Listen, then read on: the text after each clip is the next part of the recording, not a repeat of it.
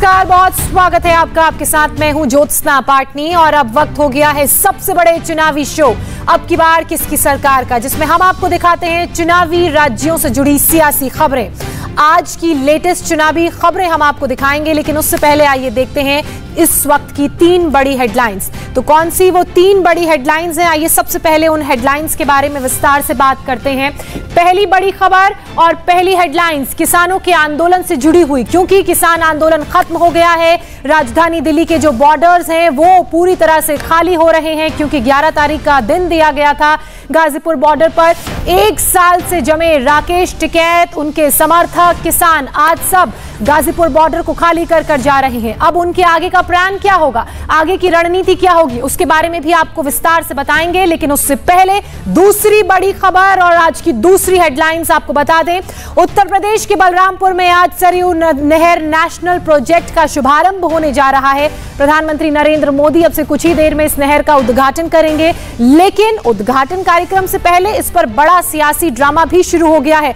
Credit war शुरू हो गया है। सरयू नहर पर अखिलेश यादव ने क्या दावा किया है, उस दावे के बारे में आपको बताएंगे, पूरी खबर आपको दिखाएंगे। लेकिन तीसरी बड़ी खबर क्या है वो भी आप जान लीजिए। आज बीजेपी के राष्ट्रीय अध्यक्ष यानी कि जेपी नड्डा जा रहे हैं मेरठ और करीब 25,000 बूथ अध्यक्षों के साथ जेपी नड्डा चुनावी रणनीति पर मंथन करेंगे। पश्चिमी यूपी जीतने के लिए नड्डा का क्या है बूथ मंत्र, उसकी पूरी जानकारी आपको देंगे, खबर पर पूरी डिटेल देंगे बस सबसे कुछ ही देर बाद।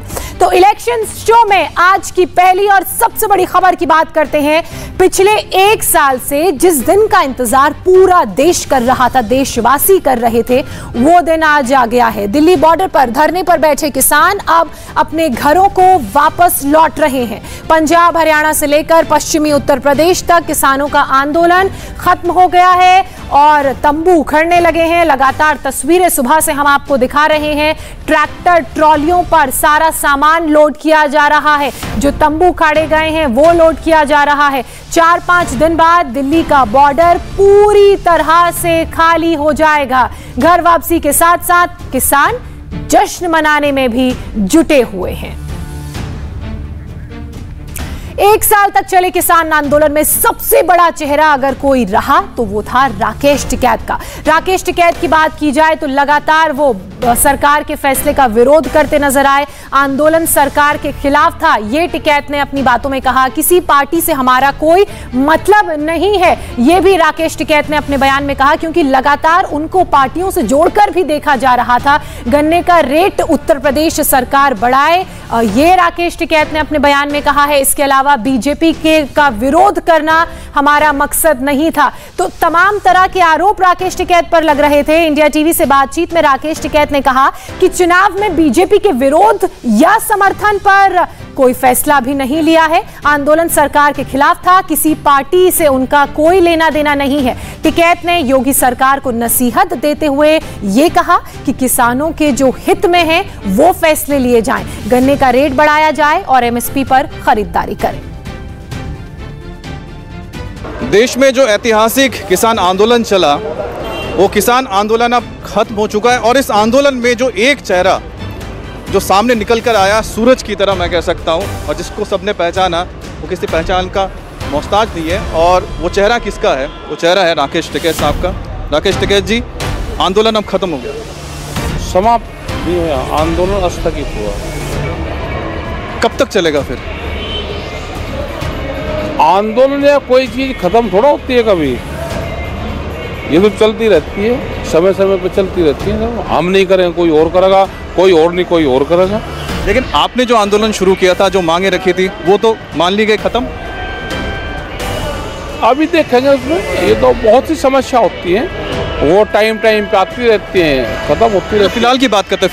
फिलहाल समापन हुआ है इसका, और एक सुगति समापन कहेंगे कि बातचीत के आधार पर समापन हुआ और लोग अपने घरों की तरफ अब जा रहे हैं आज से। बड़ी बात है कि आपकी जो 5 मांगे थी, जो आपने एक एक करके गिनाई थी, वो सारी चिट्ठी में हमने देखी कि सारे मांगे। हाँ नहीं ठीक है, हुआ है वो लिखित में उन्होंने संतुष्टि। हाँ ठीक है। अच्छा एक बात बताइए, आप कहते थे कि सरकार अहंकारी, अभी भी आप कहेंगे? अभी हमने एक आगे एक समझौता हुआ है, तो समझौते को समझौता ही रहने दो। कुछ तो मन बदला नहीं होता। समझौता हो जाए तो समझौता जब हो जाता है तो समझौता होता है। लेकिन समझौता तो ये होता है कि अब मतलब कि अच्छी बातें, मतलब अब भेद नहीं है। बातों की अच्छी बात है, समझौता हो गया, अब इसको चलने दो, अब ये चलेगा। अच्छा, अब राकेश टिकैत अब आगे क्या करेंगे, ये बहुत बड़ा सवाल है। आगे 15 तारीख में घर जाएंगे, 16 तारीख में फिर कर्नाटक और तमिलनाडु उधर चले जाएंगे 4-5 दिन के लिए। लेकिन चुनाव को लेके मतलब है कि राकेश टिकैत का रोल अब चुनाव में क्या है? हाँ, चुनाव तो नहीं हमें लड़ना। आप चुनाव नहीं लड़ेंगे, लेकिन जो आपके जो साथी है, आपको जो इतना अपार जो जन समर्थन मिला, वो तो आपकी तरफ देख रहा है। सारे लड़ दो, सारे जो वहाँ पर जा रहे हैं, जो साथी जा रहे हैं, वे सारे अपने ही तो हैं। जितने भी जा रहे हैं, जो हाउस में जाएंगे वो सब अपने ही तो हैं, यहाँ के इसी देश के तो हैं सब। बिल्कुल नहीं, हम तो सब एक ही है। लेकिन आप देखो, आपको फॉलो जो करते हैं, आप उनको निराश तो नहीं कर सकते। वो आपकी तरफ देख रहे होंगे कि आप क्या बोलेंगे। बताएंगे उनको, जब टाइम आएगा बताएंगे। अच्छा, क्या बताएंगे? थोड़ी बहुत चीजें ऐसा कैसे बता दे, टाइम आने दो। अच्छा ये बताइए कि उत्तर प्रदेश का जो चुनाव है बहुत महत्वपूर्ण है, आप भी जानते हैं। हाँ, महत्वपूर्ण है। अच्छा, आगे जो उसमें जो अभी 2 महीने सरकार को महत्वपूर्ण चुनाव के लिए महत्वपूर्ण घोषणाएं कर। जैसे कुछ आपके दिल में कुछ? बिजली के रेट भी बहुत महंगे, उन्हें भी थोड़े से कम कर दे। जनता को कहने का हो, कुछ डीजल पे टैक्सेस वो करके डीजल पेट्रोल पे घटा दे, एजुकेशन की कुछ पॉलिसी ठीक करे, कुछ गन्ने के रेट भी बढ़ा दे, कुछ MSP पे खरीद हो जाए ठीक तरीके से, उस पर भी हो। तो ये सारी चीज़ें सरकार को अभी करनी चाहिए। अच्छा, 3 जगह पे चुनाव हो रहे हैं, जैसे कि यहाँ पर अभी होंगे, उत्तर प्रदेश हो गया, उत्तराखंड हो गया, पंजाब। तो आप अपने आप को कहाँ ज़्यादा देख रहे हैं कि कहाँ आपको लगता है कि आपकी ज़रूरत ज़्यादा? हम ज़्यादा चुनाव में कहीं नहीं जाएंगे, चुनाव से दूर है। अच्छा, बंगाल में मैं गया था, बंगाल में जब आप घूम के हर जगह पे गए थे, तो इस बार भी ऐसा कुछ कार्यक्रम रहेगा? अभी जब टाइम आपको बता देंगे ना, अभी तो इनको घर जाने दो लोग। अच्छा, एक टिकैत साहब, एक चीज़ और है कि जो उसमें लिखा गया है कि जो आपके कानून वापसी सारी चीज़ों को लेके जैसे कहा ना, राज्य सरकारें करेंगी, उसके लिए इन प्रिंसिपल कहा गया है कि यूपी सरकार मान गए, हरियाणा मान गए, तो इनके साथ हम मिलेंगे इनसे टाइम लेके 20 तारीख के बाद में हम इनसे मुलाकात का टाइम लेंगे और एक प्रतिनिधिमंडल हमारा मुलाकात करेगा। तो राकेश जी, आपकी एक बहुत अच्छी बात है कि आप सबको साथ लेके चलते हैं। तो एक जो कमेटी के लोगों की लगातार बातचीत आ रही थी, उस दौरान मैं आपसे बात नहीं कर पाया था, हमारे तमाम संवाददाताओं ने बात की थी कि जो कमेटी को लेके चिंता हुई थी कि कमेटी में कहा था कि हर तरह के लोग होंगे, कि आपकी तरफ से भी आएंगे, तो बाकी जो दूसरे जो संगठन है उनके तरफ से लोग हैं, तो उसमें कोई दिक्कत तो नहीं, सबको साथ में होना चाहिए। आ जान दो कौन कौन आएंगे, वो सरकार का काम और SKM का काम है। कौन कौन आएंगे उसका जवाब देने के लिए हमारे SKM के लोग मजबूत हैं। आपसे ज़्यादा मजबूत तो नहीं, SKM के लोग मजबूत हैं। कमेटी किसकी आएगी, क्या आएगी, कौन आएगा, अभी आन दो। सबका स्वागत आप करते हैं? हाँ, सभी का स्वागत है, आन दो ना। और यहाँ से कब आपके लोग 15 तारीख मतलब फाइनल हो गया? 15 तारीख तक चले जाएंगे बहुत लोग। अच्छा, भाजपा का विरोध करने जा रहे हैं चुनाव में? हमारा तो सरकार से समझौता हुआ अभी। हाँ, सरकार से हुआ समझौता। सरकार और भाजपा अलग अलग है क्या? दोनों एक ही हैं। ठीक है, इशारों में आप बात को समझ लें टिकैत साहब ने। इशारों में सरकार और भाजपा दो अलग अलग हैं। भाजपा एक पार्टी है, सरकार सबकी है। तो भाजपा से आपका विरोध है? ये कब कहा कि विरोध और किसी का पक्ष की तो बात है ही नहीं अभी। उनका तो कोई मामला ही नहीं। इस मामले में उनके खिलाफ क्या आंदोलन था? ये आंदोलन सरकार के खिलाफ था। हमारी सरकार से बातचीत हुई, किसी पार्टी विशेष से हमारा कोई मतलब नहीं। तो टिकैत साहब का ये कहना है कि जो विरोध था सरकार से था, और फिलहाल उन्होंने पत्ते तो नहीं खोले कि बीजेपी के खिलाफ वो प्रचार करेंगे या नहीं करेंगे, लेकिन उन्होंने एक संकेत जो दिया है कि जो उन्होंने जिक्र किया था ट्वीट के जरिए कि जो इसके बाद नंबर है बैंक वालों का, जो बैंकों का जो निजीकरण हो रहा है उसके आंदोलन को लेके आगे बढ़ने का, उस पर मुझे लग रहा है कि शायद वो थोड़ा सा नरम पड़ते नजर आ रहे हैं राकेश टिकैत। कैमरा पर्सन राजा के साथ Amit Palit, India TV, Ghazipur border, Ghaziabad. तो अमित पालित की एक्सक्लूसिव रिपोर्ट आपने देखी, जिसमें राकेश टिकैत ने साफ तौर से कहा कि आंदोलन खत्म नहीं, स्थगित हुआ है। अब बात दूसरी बड़ी खबर की। प्रधानमंत्री नरेंद्र मोदी अब से कुछ ही देर बाद उत्तर प्रदेश के बलरामपुर में सरयू नदी का उद्घाटन करते हुए नजर आएंगे। और साथ ही आपको बता दें कि सरयू नहर पर अखिलेश यादव ने भी बड़ा दावा किया है, क्योंकि प्रधानमंत्री नरेंद्र मोदी द्वारा यह कहा गया था जो दशकों से काम नहीं हुआ वो हमने 4 साल के अंदर करके दिखाया। वहीं 1/4 काम में बीजेपी ने 5 साल लगाए हैं, ऐसा कहा गया है अखिलेश यादव द्वारा। सरयू नहर के उद्घाटन से पहले अब इस पर भी बड़े बड़े दावे किए जा रहे हैं, चाहे हम बात प्रधानमंत्री नरेंद्र मोदी के उस ट्वीट की करें या फिर अखिलेश यादव की जो उन्होंने उसके जवाब में ट्वीट किया है। विशाल प्रताप सिंह मेरे सहयोगी इस वक्त लखनऊ से हमारे साथ लाइव जुड़ चुके हैं। विशाल, एक तरफ प्रधानमंत्री बड़ी सौगात प्रदेशवासियों को देने वाले हैं, लेकिन उससे पहले इस पर राजनीति भी शुरू हो गई है।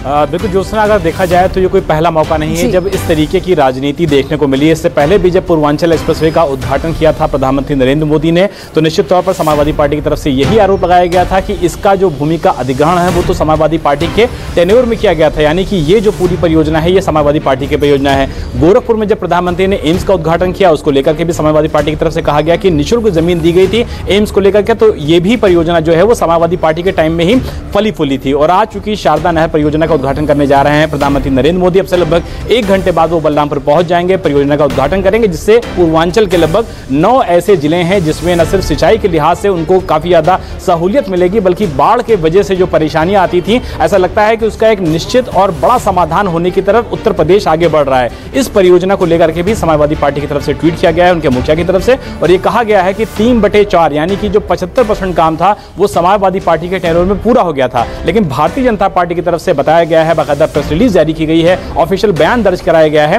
कि 40 साल से ज्यादा समय से ये परियोजना लंबित थी और 80% इसका जो काम है वो पिछले 4 सालों में कंप्लीट किया गया है। तो निश्चित तौर पर राजनीति का समय जरूर है, चुनाव भी का सामने है, तो निश्चित तौर पर इस तरीके के बयान देखने को मिल सकते हैं। लेकिन उत्तर प्रदेश के लोगों के लिए आज का दिन और खासतौर बहुत ही महत्वपूर्ण है, एक बड़ा तोहफा और सबसे ज्यादा उम्मीदें किसानों को है। परियोजना प्रधानमंत्री देने जा रहे हैं। अखिलेश यादव जिस सरयू नहर का क्रेडिट लेने की कोशिश कर रहे हैं वो एक नेशनल प्रोजेक्ट है। प्रधानमंत्री नरेंद्र मोदी अब से कुछ ही देर बाद उस नहर का उद्घाटन करने वाले हैं। आपको बता दें कि उत्तर प्रदेश के बलरामपुर दौरे पर प्रधानमंत्री नरेंद्र मोदी हैं। सरयू नहर नेशनल प्रोजेक्ट का वो शुभारंभ करेंगे और प्रधानमंत्री नरेंद्र मोदी नहर का क्योंकि उद्घाटन करेंगे, तो ऐसे में इस पर लगातार सियासी बयानबाजी भी हो रही है। अखिलेश यादव का क्या कहना था वो हमने आपको बताया। इसी बीच आपको ये भी बता दें कि 9 जिलों के लिए ये प्रोजेक्ट वरदान साबित होने वाला है, क्योंकि इस नहर से लाखों किसानों के सिंचाई संकट का अब समाधान होने वाला है। आज सरयू नहर के उद्घाटन के बाद प्रधानमंत्री नरेंद्र मोदी बलरामपुर के लोगों को भी संबोधित करेंगे।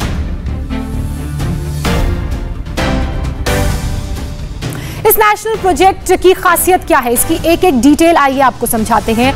लेकिन उससे पहले आपको यह भी बता दें कि सरयू नहर के उद्घाटन से पहले प्रधानमंत्री नरेंद्र मोदी ने क्या कहा। पूर्वी उत्तर प्रदेश के लिए ये सिंचाई के लिहाज से बहुत महत्वपूर्ण है। नहर से मेहनत कश किसानों को मदद मिलेगी। प्रोजेक्ट पर 1978 में काम शुरू हुआ था और दशकों तक ये काम यूं ही लटका रहा, पूरा नहीं हो पाया। इस पर हैरानी भी पीएम ने जताई। खर्च बढ़ गया, लोगों की परेशानी भी बढ़ गई, क्योंकि लगभग 40 साल का वक्त लगा और ये काम पूरा नहीं हुआ। ऐसे में 4 साल में बहुत तेजी से नहर का काम पूरा हुआ है। प्रधानमंत्री ने यह कहा उनकी सरकार जब उत्तर प्रदेश में आई तो 4 साल का वक्त लगा इस नदी के काम को पूरा करने में, जो 4 दशक से पूरा नहीं हो पा रहा था। मौसम चुनावी है, ऐसे में अखिलेश यादव ने हर प्रोजेक्ट की तरह सरयू नहर नेशनल प्रोजेक्ट का भी क्रेडिट खुद लेने के नाम कोशिश की, जबकि मुख्यमंत्री योगी आदित्यनाथ ने इस प्रोजेक्ट के शिलान्यास से अब तक की कहानी बताई है। उन्होंने कहा कि 39 साल से प्रोजेक्ट का 52% भी काम पूरा नहीं हो पाया था, लेकिन बीजेपी सरकार ने सिर्फ 4 साल के वक्त के अंदर 48% जो बचा हुआ काम था वो पूरा करके दिखाया। योजना आयोग ने 1972 में अपनी सहमति दी थी। 1978 में औपचारिक कार्य प्रारंभ हुआ। 1972 से प्रारंभ हुई और 1978 से इस पर व्यवहारिक रूप से कार्य प्रारंभ होने के बाद भी 2017 तक इस राष्ट्रीय परियोजना पे मात्र 52% कार्य हो पाया था। 2015 में प्रधानमंत्री मोदी जी ने प्रधानमंत्री कृषि सिंचाई योजना लागू की और देश के ऐसे प्रोजेक्ट जो राष्ट्रीय महत्व के हैं, प्राथमिकता के आधार पर उन्हें समयबद्ध ढंग से पूरा करने के लिए जब एक कार्य योजना बनाई तो उसमें सरयू नहर राष्ट्रीय परियोजना को भी बनाई थी।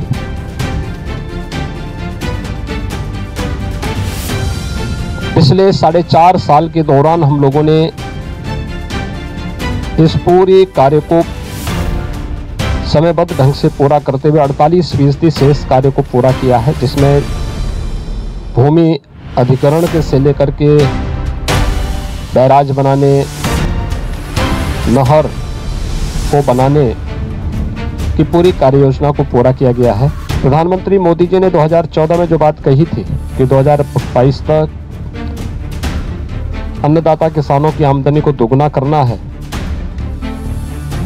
किसानों की आमदनी को दोगुना करने के इस अभियान के क्रम में यह राष्ट्रीय परियोजना बहुत महत्वपूर्ण है और पूर्वी उत्तर प्रदेश के किसानों के लिए प्रधानमंत्री मोदी जी की यह एक बड़ी सौगात भी है।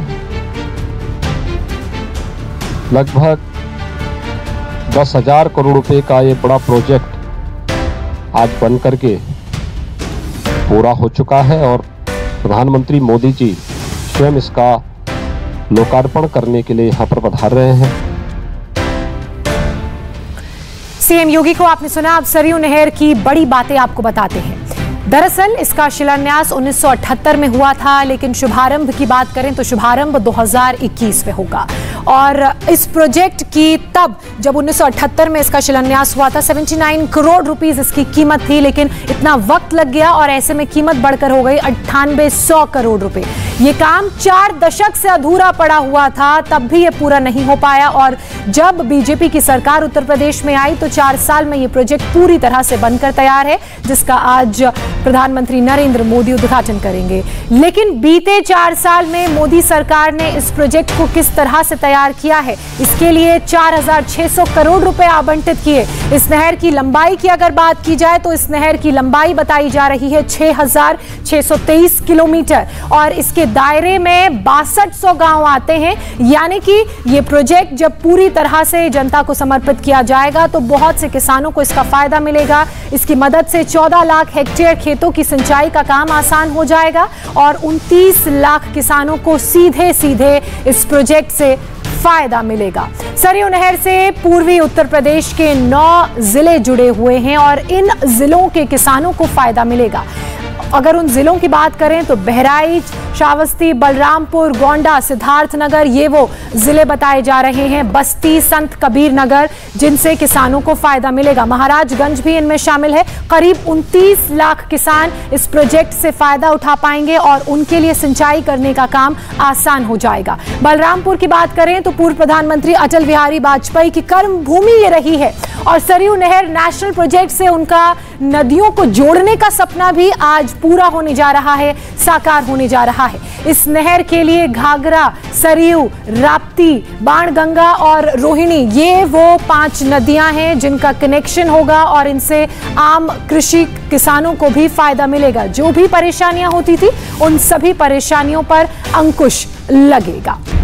प्रधानमंत्री नरेंद्र मोदी आज पूर्वांचल जा रहे हैं तो बीजेपी के राष्ट्रीय अध्यक्ष जेपी नड्डा पश्चिमी उत्तर प्रदेश में रहेंगे।